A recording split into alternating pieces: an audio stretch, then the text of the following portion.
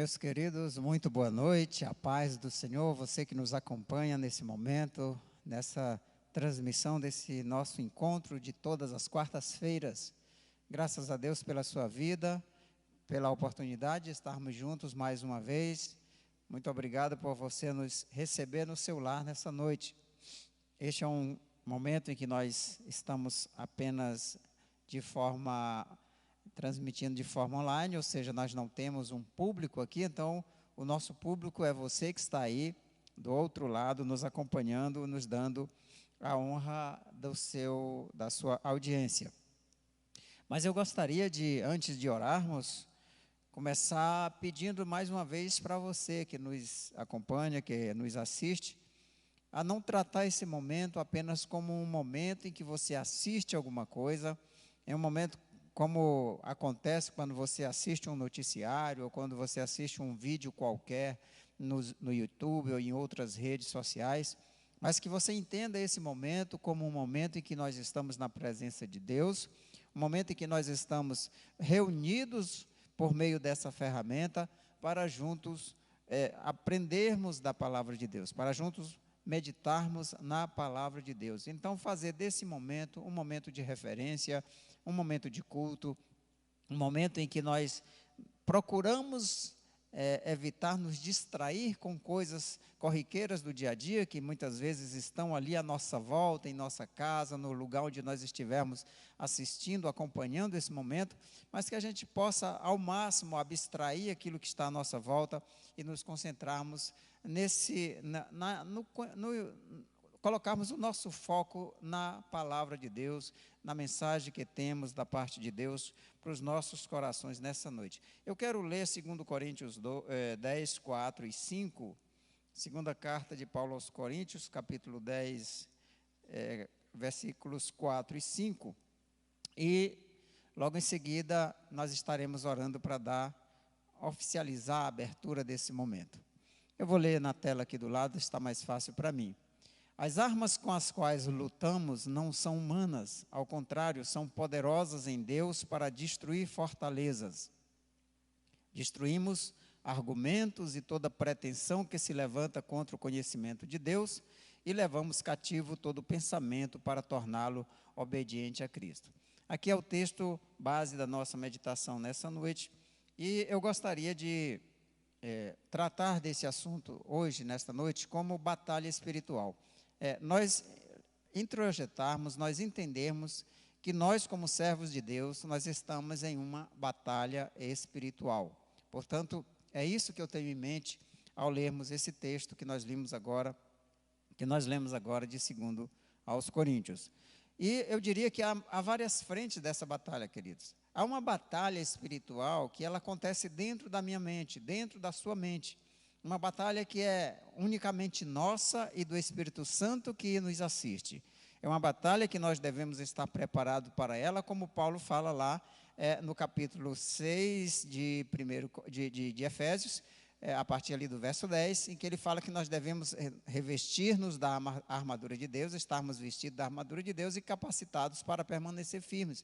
Essa batalha, ela acontece em nós, ou seja, é uma batalha espiritual, mas que ela acontece dentro da nossa mente, nas nossas emoções, até mesmo no nosso corpo físico, porque muitas vezes o inimigo até nos ataca mesmo com dardos físicos, e nós temos que estar preparados e conscientes dessa batalha espiritual.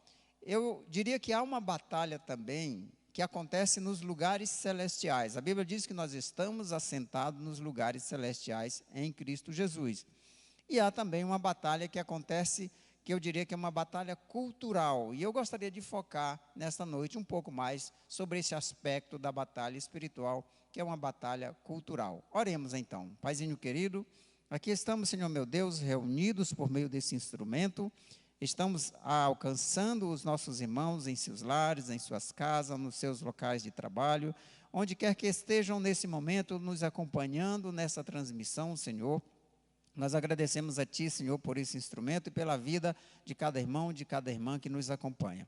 Que o Teu Espírito, Senhor Deus, nos ajude no entendimento da Tua palavra, nos ajude a compreender, Senhor Deus, a Tua vontade e a compreender, Senhor Deus, tua mensagem para nós nesse momento. Aqui nesse momento, uma noite, né? Não sei se os irmãos estão assistindo em um outro momento, mas que nesse momento em que estamos aqui, Senhor, meditando na tua palavra, que o teu Espírito esteja sobre a minha vida e sobre a vida dos meus irmãos, para que essa palavra produza frutos em nós. Assim, Pai, nós te pedimos e te agradecemos em nome de Jesus. Amém. Amém, queridos. Como eu disse, há uma batalha na nossa mente, há uma batalha nos lugares celestiais e há uma batalha também cultural. Se você pensar em batalha espiritual, nós podemos pensar o que aconteceu, por exemplo, com Daniel. Daniel estava orando, mas a sua mensagem que Deus tinha enviado por meio do anjo foi impedida por um demônio, pelo príncipe do rei da Pérsia, que se opôs ao anjo que trazia a mensagem a Daniel, e foi preciso uma luta espiritual nos lugares celestiais para que aquela mensagem chegasse ao seu destino, chegasse a Daniel. Então nós temos, por exemplo, o caso de Eliseu. Eliseu estava em Dotã, estava sendo usado por Deus ali para proteger o povo de Israel, profetizando as ações do rei da Síria.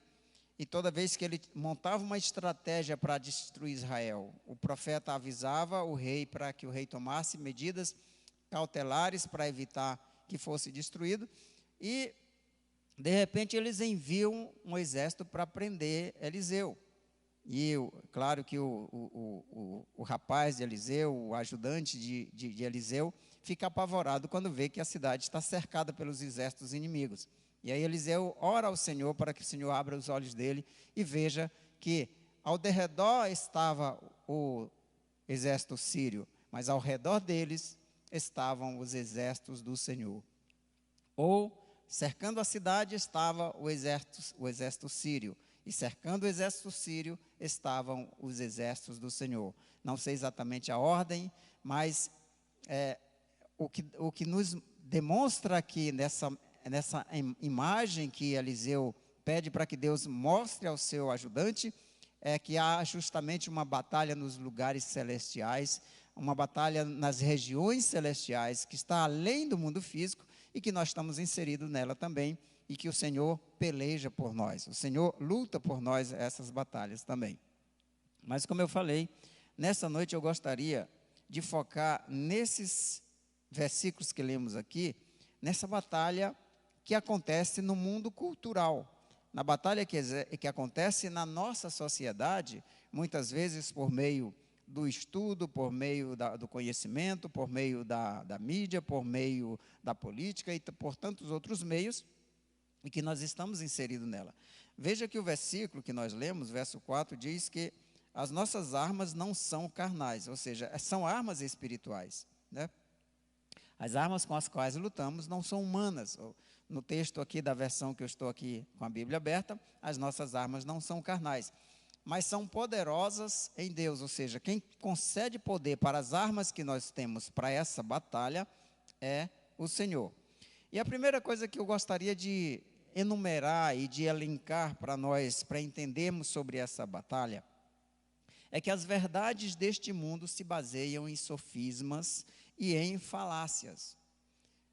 As verdades deste mundo que nós temos que combater se baseiam em sofismas e em falácias. E o que é sofisma? O que é falácia? Se nós formos para o dicionário, nós vamos ver que sofisma é um argumento ou raciocínio concebido com o objetivo de produzir uma ilusão da verdade, que embora simule, usando a lógica, simule apresentar uma estrutura consistente e verdadeira, na verdade ela é inconsistente e deliberadamente enganosa. Então veja, o sofisma reúne argumentos, reúne palavras, reúne um conjunto de ideias estruturadas para fazer com que você pense que aquilo é verdade, quando na realidade aquilo foi montado, estruturado, pensado de maneira consciente e deliberada para enganar a sua mente. Isso é um sofisma. E o versículo ele diz, né, poderosos em Deus para destruir fortalezas. Aqui não se trata de destruir fortalezas humanas, construções de pedra, não, mas para destruir fortalezas que estão construídas dentro do nosso intelecto, dentro da nossa mente. São fortalezas construídas por meio de conceitos, por meio de palavras, por meio de construções sociais, e que começam muitas vezes a nos aprisionar as pessoas nesses pensamentos, nessas correntes ideológicas, e que faz com que nós, muitas vezes, tenhamos atitudes, falemos coisas que são contrárias àquilo que nós professamos na palavra de Deus, até inconscientemente, porque somos levados por essas armadilhas, por essas falsas verdades que são sofismas. Então, sofisma é um argumento ou raciocínio concebido com o objetivo de produzir ilusão da verdade, que, embora simule, de acordo com a lógica, simule um acordo com a lógica, ou seja, simule estar de acordo com a lógica, apresenta na realidade uma estrutura inconsistente, incorreta e deliberadamente enganosa. E o que é uma falácia? Falácia é qualquer enunciado, ou seja, qualquer raciocínio preparado, qualquer enunciado ou raciocínio falso, que, entretanto, simule uma verdade. Então, as verdades deste mundo são baseadas em sofismas e em falácias.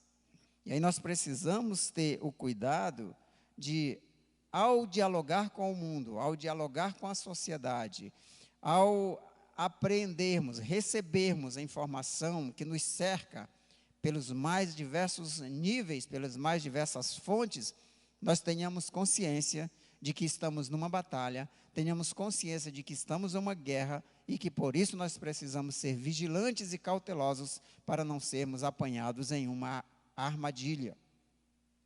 Devemos nos vigiar, pois julgamos muitas vezes a Bíblia pelos moldes do mundo.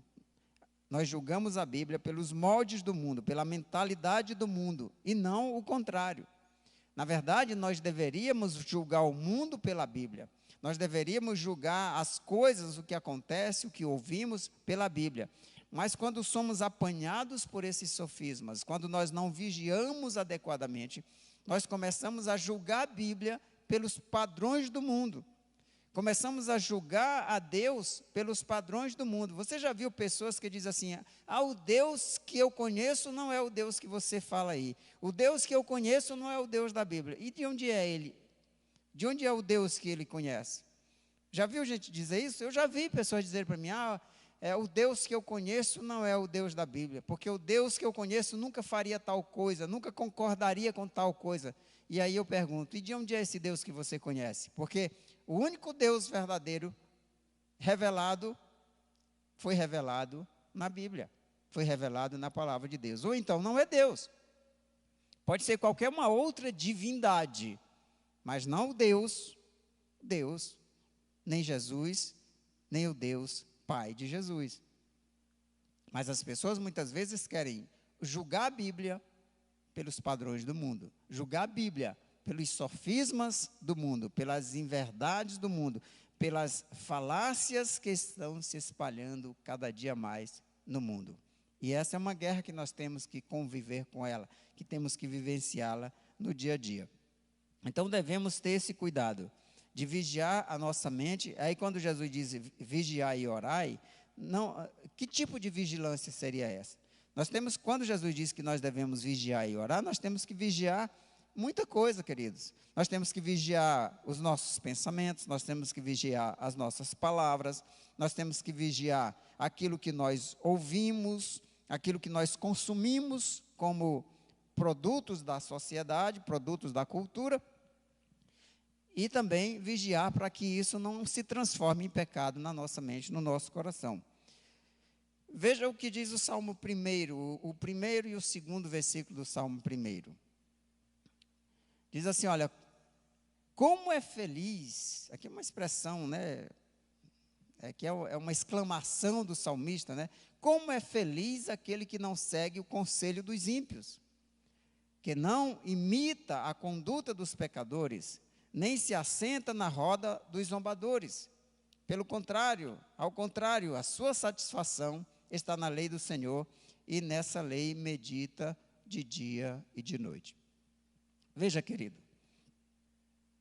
o que o salmista está dizendo aqui, nessa expressão dele, é que a verdadeira felicidade está em nós sermos, em nós andarmos num padrão que é contrário ao padrão do mundo. Ele diz: bem-aventurado ou feliz é aquele que não anda segundo o conselho do mundo. Conselho aqui, na verdade, é o conjunto daquilo que o mundo ensina, né? É o conjunto da cultura, é o conjunto daquilo que o mundo prega, daquilo que o mundo fala como sendo verdade e nós absorvemos. Mas como é feliz as pessoas que não andam de acordo com esses princípios.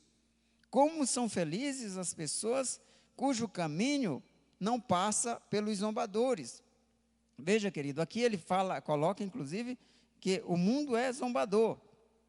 Mas como é feliz aqueles que não andam segundo os moldes da mentalidade do mundo, mas sim que vive ao contrário, né? Ao contrário, como é feliz aquele que não vive segundo esses conceitos mundanos, mas ao contrário, ele vive de acordo com a palavra de Deus, que é o verso 2, e nessa lei ele medita de dia e de noite. O que é meditar, queridos? É manter isso vivo na sua mente. Meditar é pensar naquilo, é usar aquilo como padrão, como régua, como princípio, é estar continuamente comparando as coisas do nosso dia a dia, as nossas decisões, a música que ouvimos, aquilo que nos cerca, medindo os acontecimentos que nos cercam com aquilo que a palavra de Deus nos diz. Então, nós temos essa felicidade quando vivemos ao contrário dos princípios do mundo e vivemos segundo a palavra de Deus, meditando na lei do Senhor e na sua lei, e fazendo isso de dia e de noite.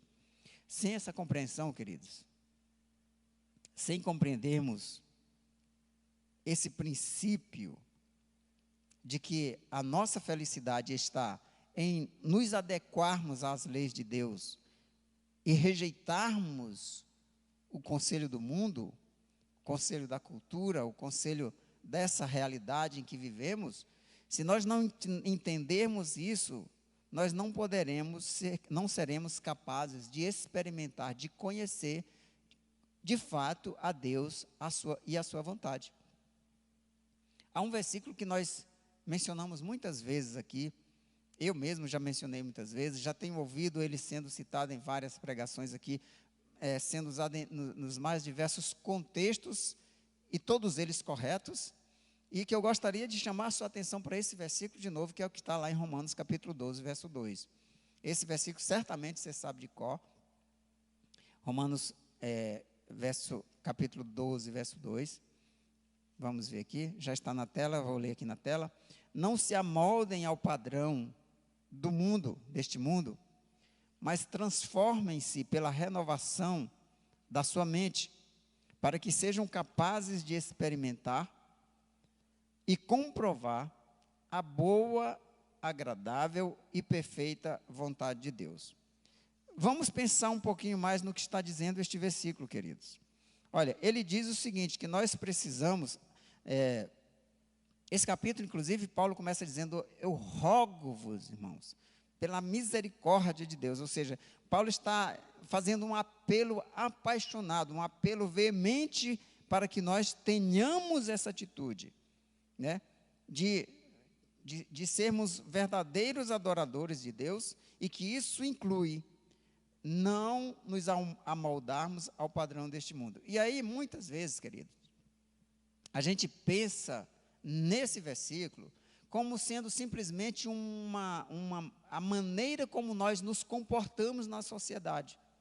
Às vezes a gente pensa que isso significa apenas os lugares que eu frequento, a maneira como eu falo, como eu me comporto, aquilo que eu digo, mas é muito mais profundo que isso. É claro que envolve esses aspectos, mas é muito mais profundo que isso. Se trata aqui de uma transformação da mente. Veja, se a nossa batalha é uma batalha cultural, em que eu tenho que lutar contra mentiras, contra sofisma, contra enganos deste mundo, e isso diariamente me afeta e procura mudar a minha mentalidade, procura mudar a maneira como eu penso o mundo, a minha cosmovisão do mundo, a ponto de muitas vezes querer que eu molde a Bíblia a esses pensamentos, e eu comece a pensar, a ler a Bíblia e filtrar a Bíblia pelo meu pensamento deturpado, pela minha mentalidade deturpada.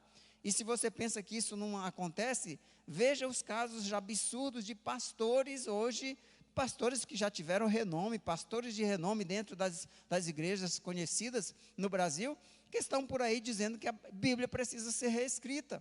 Por que chegam a este absurdo, queridos? Porque deixaram que os sofismas, deixaram que as mentiras deste mundo moldassem a sua mente, e agora, em vez dele olhar para o mundo e fazer uma leitura da realidade a partir da autoridade da Bíblia, ele usa o conhecimento do mundo, aquilo que o mundo fez com a sua mente, para questionar a autoridade da Bíblia. Então, esse versículo de Romanos 12, 2, diz justamente isso, que nós temos que permitir, que contribuir para que a nossa mente seja renovada pela palavra de Deus, deixar que o Espírito Santo transforme a nossa mente, e não que o mundo transforme a nossa mente, para que nós sejamos capazes de experimentar e comprovar a perfeita vontade de Deus. Não há como nós entendermos a vontade de Deus, conhecermos a vontade de Deus, vivermos a vontade de Deus, se a nossa mentalidade é uma mentalidade mundana. Não há como nós vivermos a vontade de Deus, conhecermos a Deus e a sua vontade, se a nossa mentalidade está contaminada pelos princípios que regem este mundo. E aí, bem-aventurados somos nós, quando nós não nos expomos, não nos oferecemos como instrumento, para nos tornarmos como esses pastores que eu mencionei aqui, que se assentaram na roda dos escarnecedores. O versículo que nós lemos de Salmo 1, verso 2, diz assim, o final do verso 1 diz assim, e que não se assenta na roda dos escarnecedores. Sabe por quê, queridos? Porque o mundo, a cultura do mundo, ela é escarnecedora, ela tem como princípio a zombaria, ela tem como princípio o escárnio, é de eliminar, é de cancelar aqueles que não concordam com eles. E, infelizmente, pessoas, para não serem canceladas, para serem bem vistas nesses ambientes, nessa sociedade em que estamos, prefere se assentar com essas pessoas. O que é se assentar com os zombadores, com os escarnecedores? É justamente compactuar com as mentiras, com as inverdades, com os sofismas que essa sociedade produz. É deixar de lado os princípios da palavra de Deus e deixar que a sua mente seja moldada a ponto de você concordar com as pessoas que pensam como essa sociedade pecaminosa. E é o que Paulo diz lá em Romanos capítulo 1. Deus condena não somente os que fazem, mas também aqueles que, conhecendo a palavra, concordam com os que fazem. E Deus nos guarde de que eu e você cheguemos a esse ponto. Mas para que não cheguemos, nós precisamos entender que estamos em guerra, estamos numa batalha cultural, e essa batalha precisa ser empreendida, precisa ser lutada todos os dias, para que a minha mente não seja contaminada com as mentiras do mundo. E para que a minha mente não seja ocupada com as mentiras do mundo, eu preciso ocupá-la com as verdades da palavra de Deus. Bem-aventurado aquele que medita na lei do Senhor de dia e de noite. Ou seja, aquele que ocupa a sua mente e o seu coração com os princípios da palavra de Deus. É tanto que quando Jesus começa o seu ministério, ele começa chamando as pessoas ao arrependimento. Mateus capítulo 4, verso 17, diz que Jesus começa o seu ministério justamente chamando as pessoas ao arrependimento. Ele se apresenta, se torna público, e daí em diante Jesus começou a pregar: arrependam-se, pois o reino dos céus está próximo. essa palavra, arrependimento, tem uma forte conexão com essa palavra que nós estamos falando aqui de Romanos capítulo 2, 12, 2. De permitir uma transformação, de se deixar ser moldado por uma nova mentalidade. A palavra arrependimento aqui não significa só tristeza pelo pecado, não significa só confessar os seus pecados e mudar de atitude, não, significa uma completa mudança de direção. E aí Jesus diz assim, mudem de direção, moldem-se novamente, mudem o seu pensamento, a sua maneira de ver o mundo, a sua cosmovisão, porque o reino dos céus está próximo. Então, vemos que há essa necessidade de nós compreendermos que estamos nessa batalha, e que essa batalha é uma batalha cultural, e que nós somos protagonistas dessa batalha cultural, e que nós devemos escolher de que lado estamos, se nós estamos do lado da palavra ou do lado dos zombadores, se nós nos assentamos à mesa com aqueles que compartilham a palavra, ou se nós sentamos à mesa com aqueles que são os zombadores da palavra, os questionadores da palavra. Então, o conhecimento humano, amados, conselhos, argumentos, algumas traduções falam de conselhos, outras falam de argumentos, outras falam de sofismas, depende da tradução. Esse conselho humano, esse conhecimento humano, ele é pretensioso, zombeteiro, altivo, soberbo. Veja novamente o versículo lá de 2 Coríntios. 2 Coríntios, capítulo 10. Eu tinha fechado aqui, né? 2 Coríntios 10. Olha só. Primeiro diz que são fortalezas, depois diz destruindo conselhos ou, sofismas, e toda altivez. No versículo que nós lemos na NVI, usa uma outra palavra, mas se trata de uma palavra que tem a ver com a soberba, a altivez, ou seja, o conhecimento humano, além de tudo, de ser um sofisma, de ser, muitas vezes, uma falácia, é altivo, ou seja, não aceita ser contraposto, não admite ser contestado. Vão tratar você com escárnio, muitas vezes. Essa é que é a realidade. Então, nós precisamos perceber que, se nós queremos nos contrapor a este mundo, a essa cultura, nós precisamos estar imbuídos da palavra, ou seja, cheios da palavra, conhecendo a palavra, mas também estarmos cheios do Espírito Santo, para que nós possamos empreender essa batalha. Leia comigo Provérbios 26, 4. Olha o que diz Provérbios 26, 4. Não responda ao insensato com igual insensatez, do contrário, você se igualará a ele. Responda ao insensato como a sua insensatez merece, do contrário, ele pensará que é mesmo um sábio. Ou seja, quando nós somos confrontados com essas verdades do mundo, nós não podemos permitir que as pessoas se achem sábias, achem que estão com a bola toda, achem que estão com a verdade plena. Não, nós precisamos apresentar a essas pessoas a verdade da palavra de Deus. Nós precisamos combater esses sofismas, essas falsas verdades, com a verdade da palavra de Deus, para que ele não continue se achando sábio. Nós precisamos mostrar que Jesus é a verdade, que Jesus é o caminho, a verdade e a vida, e que a palavra de Deus é a verdade revelada. Então, nós precisamos nos engajar nesse sentido de mostrar a verdade ao mundo. Veja também Lucas 21, 17. Lucas 21, 17 mostra que nós seremos odiados por causa da verdade. Jesus disse assim: todos odiarão vocês por causa do meu nome. Então, não espere o aplauso do mundo. Não espere o aplauso desta sociedade.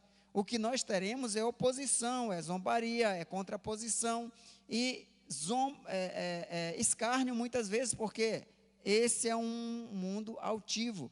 Por isso que a palavra do versículo que lemos lá de Coríntios diz assim: nós estaremos lutando para destruir fortalezas. É uma batalha gigante, mas nós temos a palavra de Deus e nós temos o Espírito Santo. Não importa se o mundo nos odeia, eles nos odeiam porque odiaram primeiramente a Cristo, mas seremos odiados por causa do nome do Senhor. Mas o pior, queridos, é que, como eu disse, muitas vezes esse ensino errado está invadindo as igrejas, está entrando nas igrejas, está contaminando as igrejas, as instituições, e as pessoas não estão percebendo que a verdade está sendo deturpada, que a verdade está sendo violada, que estão substituindo a verdade de Deus por sofismas e por falácias. E aí nós, como servos do Senhor, temos que vigiar a nossa mente, vigiar o nosso coração. Não é vigiar o seu irmão, vigiar o seu vizinho. Não, nós temos que vigiar a nossa mente, vigiar o nosso coração, para que esses enganos não cheguem a ocupar o lugar que cabe à palavra de Deus na nossa vida. Veja o que diz o próprio Jesus em Mateus 7:22, falando como as pessoas poderão estar enganadas no final das contas. Jesus diz que pessoas estarão se apresentando diante deles, fazendo milagres, alegando que fizeram milagres, fizeram maravilhas e que não são servos do Senhor. Ou seja, são pessoas que são movidas pelo poder de Deus, vamos usar esse poder dentro de muitas aspas, que estão fazendo milagres, estão fazendo e acontecendo, conduzindo rebanhos, e que estão conduzindo o rebanho para uma mentira. Muitos me dirão naquele dia, diz o Senhor: Senhor, Senhor, não profetizamos em Teu nome, e em Teu nome não expulsamos demônios e não realizamos muitos milagres? E qual é a resposta de Jesus para essas pessoas? Verso 23. Então lhes direi claramente: nunca os conheci. Afastem-se de mim, vocês que praticam o mal. Querido, vai ser muito duro para essas pessoas que viveram enganando e sendo enganadas, porque pregaram uma verdade que não estava condizente com a realidade da palavra de Deus. Mas eu não quero que seja eu ou você que vai estar enganado, que vai receber uma resposta dura como essa. Por isso que nós temos que estar preparados para essa batalha. Uma batalha, como eu disse, que acontece na cultura, acontece no nosso dia a dia, que nos cerca de várias formas, e nós precisamos da palavra de Deus na nossa mente e no nosso coração. Nós precisamos conhecer a verdade da palavra de Deus, constantemente avaliar se nós não estamos querendo adequar a palavra de Deus ao mundo, em vez de fazer uma leitura correta do que acontece no mundo, por meio daquilo que está revelado na palavra de Deus. A minha oração é que nós continuemos essa luta, destruindo fortalezas, destruindo sofisma, destruindo falácias diante de nós, e continuemos seguindo adiante, levando a verdadeira palavra de Deus onde quer que estejamos. Que o nosso dia a dia, que o nosso meditar, que o nosso prazer, a nossa alegria esteja na genuína palavra de Deus. Eu diria que essa batalha, queridos, essa guerra, se parece mais com a batalha de Neemias lá construindo os muros de Jerusalém, do que a batalha de um soldado em uma guerra, invadindo ou sendo invadido. Quando ele invade um país, ou um país está invadindo ele. Por quê? Porque esta é uma guerra, querido, que nós temos que estar com a espada em uma das mãos e a colher de pedreiro na outra. Nós temos que estar batalhando essa batalha, mas nós temos que estar também trabalhando, fazendo a obra do Senhor a cada dia.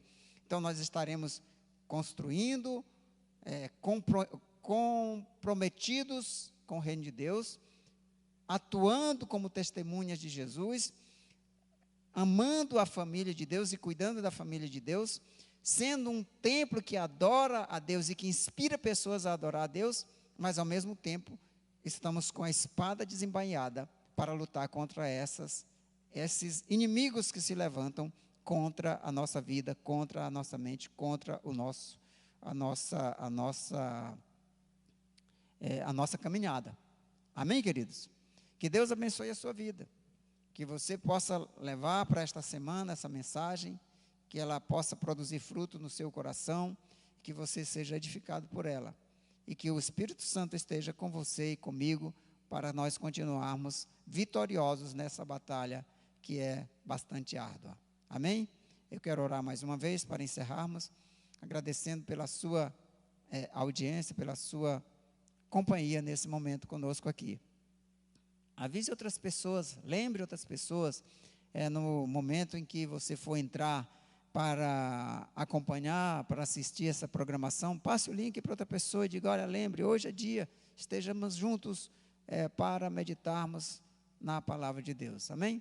Que Deus abençoe sua vida. Pai amado, muito obrigado, Senhor Deus, por esse momento que Tu nos tem permitido estar juntos por meio desse canal, para juntos meditarmos na Tua palavra. Muito obrigado por esta palavra que Tu nos deste, Senhor Deus.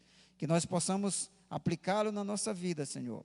Esses princípios, esse entendimento de que precisamos continuamente, Senhor, vigiar nossa mente, vigiar o mundo que nos cerca, Senhor Deus, e passá-lo pelo filtro da Tua palavra. E que para isso, Senhor Deus, nós possamos ter a Tua palavra continuamente na nossa mente, no nosso coração. Assim, Senhor amado, pedimos que a Tua bênção permaneça sobre cada lar, sobre cada vida, cada irmão, que a Tua paz esteja sobre cada coração. É o que nós te pedimos e te agradecemos em nome de Jesus. Amém. Amém, queridos, uma boa noite, fique na paz do Senhor.